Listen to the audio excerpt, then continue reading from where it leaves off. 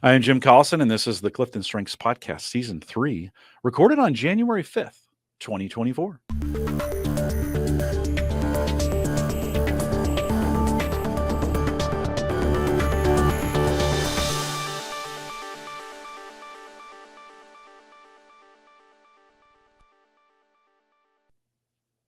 In this Clifton Strengths podcast series, we'll look at how to feel more energized and motivated at work, one theme at a time. And today's theme is context. If you are listening live, love to have you join us in the chat room. If you have questions after the fact, listening to the podcast, you can send us an email, coaching@gallup.com. Dr. Jaclynn Robinson is our host today. She works as a senior learning and development consultant. Join me for season 1 and 2 of the Clifton Strengths podcast, where we looked at well-being at work. That seems like 1,000 years ago. And our Clifton Strengths role-based reports for season 2. Jaclynn, always great to be with you. Welcome back. Thank you. This season, we're spending some time talking about bringing energy to work with your themes. Today, we're talking about context. And let's talk about the individual first. How can an individual with context feel more energized? By focusing on their basic needs. Oh, yes. Well, it's probably pretty natural for this individual to automatically think back on what process was implemented and materials used anytime they're engaging in a task that they've had previously, or one of those rote tasks where you're doing it on an ongoing basis. But for any new tasks that emerge or projects that are coming up on your plate, rather than have a new list of questions that you're asking your manager or a team member each time, think about the need to knows and then have that structure already put in place, almost like a template that's going to make your time and other individuals' time more efficient. What can happen and what I've seen happen is in that need to acquire the context of something new, it might end up overtaking a conversation or having a meeting run long, or it might take up the entire meeting. But if you already have a list of those need to knows in place, what's the problem? What's the information we have? Who's the stakeholder? What's our budget? What data do we need as examples? And you've provided that to individuals ahead of time where they're starting to fill that out. By the time you meet together to reassess or recess or to reset or reassess or get started, you're going to get to action a lot faster than if you were to, just start to ask a number of questions in the room. So that's going to create just a lot more efficiency, I think, in the process. Yeah, a pre-thought checklist, so to speak, of kind of going through of thinking. I think bringing some when we think about being energized by basic needs, there is that need to be heard. We're going to talk about that here in a little bit, but also to be able to bring yourself to the idea of, hey, there may be some things from the past that we can draw on, but also today may not be that day where those things apply either, right? I mean, setting some expectations or knowing about that. When we think about this individual with context, how can they feel more energized by focusing on this individual's strength and development?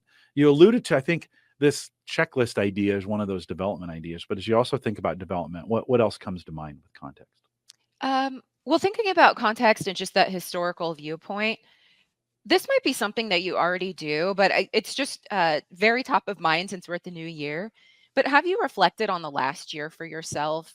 And sometimes it's useful to look through your calendar or an agenda or journal just to refresh your memory, because it's very easy to lose sight of all the different activities and opportunities that we've done and that we've loved. But then you can start to, keep tabs on what is it that you loved over this past year? What challenges made you feel especially proud once you overcame them? And then when you think about this present day and maybe even some of the goals that you've set going into 2024, most workplaces, we have to have those goals in place. Have you incorporated those? Have you built those opportunities that you loved in the past year into 2024? Or did they just get lost in the day-to-day and you want to revisit it and maybe incorporate it into your goals for the upcoming year? So essentially, how can you incorporate what you loved and learned from your 2023 into 2024? Context sits dead middle somewhere in there for me. I love it. I don't do it very well sometimes. And this is one of those areas where I struggle. Mhm. And it may is I think about as we a little bit later. Well, let's just talk about it. We think about developing partnerships, right? What are some ways an individual with this team can feel more energized by building partnerships, finding purpose in the role? As I look back to set goals for 2024 and I start looking back, this may be an area where I could partner with someone better to say, "Hey, let's because I have high communication. Let's talk Mhm. through this. That might help me get some of these goals kind of out." What other areas, as we think about the individual in building partnerships and finding purpose in the role? What else? What are your thoughts there? I love that you said that. What a good pairing, communication and context working Yeah, together. yeah, yeah. Well, I think about those team meetings that folks have. If you're an individual with context and you're sitting in that team meeting, you really can help create and facilitate that culture of learning and camaraderie by initiating conversations about past successes or historical snafus or adversities that you've had. In having those conversations as a team, you can help everyone feel aligned and supported and celebrated because you're thinking about your, historical timeline. It's that year in review, so to speak, and it doesn't have to be drudgery. Oftentimes, it can be fun to go, wow, we've come so far. And it doesn't always require the leader to engage in that conversation. That individual in the room can create those gentle nudges or reminders. Hmm. Yeah, I took on a new team that was very, very high in context and deliberative as well, and they were not Wow. being heard. And Yes. one of as we think about a manager, I felt like one of my roles, while I couldn't do it myself, I was new. I didn't know. I Hmm. didn't have any of the context, right? I didn't have any of the historical backdrop of what they'd been through, but to listen to what they had to say to try and to try and bring empathy, maybe small e on that, and then use communication to synthesize that back to the organization to say, hey, here's what I'm hearing from that. Hmm. And that seemed to took a long time. You never know. It's very complex and complicated in those roles, but it seemed like I was helping them with their basic needs so that they could be heard on this. How else can a manager with Yes. as we think about context, Love that. support others in their basic need? That's just a small example. I don't usually lead with an example, but I did here. What do you think? Providing regular updates on the team's progress for those current and or maybe ongoing projects could be really helpful. Of just where are we in relation to where we need to be. I think it helps keep the team members informed and connected to their, if you think about it, shared history Mhm. and work assignments. They're collaborating together. It's just where are we at in this process. Let's Um, yeah, I think before that's you what I'd keep say there. going, let me bring this in as well because I think this fits well, right? How can a manager with context help others feel seen, heard, and valued as an Hmm. individual? Other thoughts on that? Yes. So using your strength to mark special occasions and reflect on Mm, progress. This is where the theme can come in and really inspire and almost look like a relationship theme as we think about how these theme domains kind of transcend over time. You're not just locked into one, but you can use this strength and celebrate anniversaries, work anniversaries, milestones that individuals or teams have had, past events that were successful related to the individual or the team. You can show appreciation for their dedication and their contributions as an individual or a team. So those are the ways that you can really create that sense of energy and synergy on a team. yeah, the phrase that I have is connecting, successes from the past for future success, right? Of being able to say, hey, you know what, we were super successful when we did this. Hmm. The situation may not be exactly the same today, but how can we take that, learn from that, and then deploy that forward for future success? And in being heard to say, the things you did in the past are not forgotten. Let's Hmm. bring the best of that forward to see how we can get that done today in that area of. To me, we asked this question about how can a manager with context build trust, inspire. You used that word just a second ago, and deepen team collaboration in community. How else? What are some other thoughts that we think of that recognizing that person or bringing that forward? Any additional thoughts on that as we think about building trust? Yeah, they could create a culture of open communication where, and you touched on this, where employees feel comfortable sharing their ideas, their concerns, their feedback based on their own experiences. So we're really celebrating the lived experiences of others here. And an example could be this looks like storytelling Mhm. or sharing in team meetings, and then act on their input to demonstrate that you value their perspectives, whether it's repeating what you've heard or taking some of those experiences. When you start to hear the collective experiences as each individual might be sharing out, you might hear some collective themes and then acting on it. How do you think we can use context, or a manager with context can use that? Oftentimes, we point a lot back, right?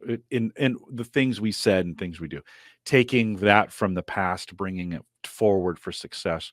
How do you think you can use that to support growth? Like, how can that? What can that be done from a manager perspective? Where does that fit into the manager conversations, or where can that help as a manager in growing team members? I think creating opportunities for employees to reflect on their own growth and development, giving them space to do that. You might get creative. If they had a highlight reel from the past year, what would be on that reel? And just see what they have to say. Ask them to share those career highlights and those challenges, the lessons learned. And then as you think about them being in the driver's seat and now you're the passenger helping them move ahead, they've reflected in their rearview mirror already, but where are they seeing themselves in the future? And then you can help put that plan together for them. Mm. If you were my manager and we were doing that now, I would need you to start by getting me talking about like, I don't naturally bring those things up. I need to Hmm. begin to have some conversation. Oh, then I'd be like, "Oh, wait a minute. Let's not forget about this." Like, Yes. because it's not natural. I think it just takes, for me, it takes some communication to kind of bring that out. That may also be, as a manager with high context, that may be leaning into those team members to say, how do they get to success? I think we think, if we ask the question, this may be an epiphany for me right now. I think sometimes we ask, talk about your past successes, right? That's kind of a coaching question we ask to kind Hmm. of get to some of these themes. I don't think we often think about, how do we do that by theme? Like, what theme helps you get to those past successes? I don't naturally get to them just starting. I can't just rattle them off. I need to spend Yes. some time talking about them, right, to bring it out. And so that may be, an addendum to the question of, what theme can you use, or what theme do you need to use? I want to get to your past successes, but what theme or themes are we going to use to get there? I don't know. So we wrap this theme up, Jaclyn. Any thoughts on that, and then kind of put a bow on this for us? Yeah, I could see that. What themes contributed to your past success, and then how do you want to apply those Mhm. learnings or successes moving forward? Because sometimes we might drop the ball there too, or we might celebrate it, that then we're not acting on it to see how we can grow or further ourselves from it. So, yep, this is one of those themes where when you have context, it might be easy to think about that historical piece, but you brought it up a number of times today. Not everyone lives there or sits there or naturally would think back to it. And so those with context are really great and fruitful. And, I think we should all welcome them with open arms in helping us revisit the past and remember successes and performance and failures. Even how did we learn and grow from that, and then how do we want to apply it moving forward? Because you got folks that have themes with futuristic or activator, and it's just like, let's go go go, or let's just think about the future. But um, they can be really fruitful at helping us just pause and say, yeah, let me think about that highlight reel. Mhm. So you can Mhm. do it for yourself Mhm. individually, but this is also where that we comes up. When you lend that theme out to others, it can be great, whether you're an individual or a manager. Yeah, help connecting the dots, maybe not necessarily from a connectedness standpoint, but a historical, say, what do you Yeah, think past or present. contributed? What do you think? What was going on around you that contributed to that? Hmm. Right? What are the, almost from a three dimensional standpoint, of rather a success being a bullet point, It's Yeah. more like a dimensional space where you're like, no, it was these pieces, it was this piece and this piece and this piece. And all these things came together at the same time, in the fullness of time. That was successful for me. And Wow. so That's a great way of putting it. You just yeah, put a huge multi-layer on what context is versus just, you know, yeah, one dimensional. a There's one so much dimensional bullet dimension point. to what Yeah. context brings. Yeah. Well, maybe that in that moment of context, let's wrap it there. We'll remind everyone to take full advantage of all the resources we do have available around this in Gallup Access. Head out to my.gallup.com. Just sign into your account where you get your top 5. All those, there's a resources tab and a lot of information for you there. For coaching, master coaching, or if you want to become a Gallup certified strengths coach, we can help you with that. Send us an email, coaching@gallup.com. That's a good email address just for any general questions. Anyways, if you want to join us for the 2024 Gallup at Work Summit, if it's passed, we're probably planning another one, but head out to gallup@work.com. Love to see you in 2024, both in person and in virtual options. Stay up to date with all our future webcasts by joining us in our Facebook groups, and they're on LinkedIn as well. Find us on any social platform just by searching Clifton Strengths. Just as a side note, we've been getting more interest on Pinterest lately. And so there's some Nice. things, kind of interesting. You can find us there. Just search Clifton Strengths. If you enjoyed it, hit the like and subscribe button. I'm contractually obligated to say that. They're on YouTube, and please share it. Thanks for listening to us today. If you're listening live, stay around for a little bit of a post show. With that, we'll say goodbye, everybody.